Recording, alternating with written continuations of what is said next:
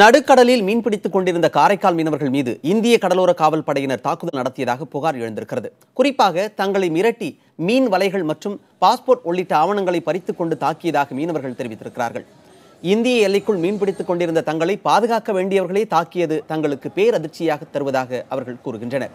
இது தொடர்பாக காரைக்கால் மீன்வளத்துறை அதிகாரிகளிடம் புகார் அளிக்கப்பட்டிருப்பதாகவும் மத்திய மாநில அரசுகள் இந்த விவகாரத்தில் உடனடி நடவடிக்கை எடுக்க வேண்டும் எனவும் அவர்கள் கோரிக்கை விடுத்திருக்கிறார்கள். தடி எடுத்துக்கிட்டு ஒரு 4 பேர் போட்டில் ஏறினாங்க. போட்டில் ஏறினோடனே லைசன்ஸ் பாஸ்போர்ட் எல்லாம் கேட்டாங்க. நாங்கள் இருக்கு சார் அப்படின்னு சொல்லிட்டு எடுக்கிறதுல எல்லாருமே தடி எடுத்துகிட்டு அட்டியில் நிற்க வச்சு தண்டால் போட சொன்னாங்க. தண்டால் போடுறதுல ஸ்பீடு ஆளுக்கு 30 போட சொன்னாங்க.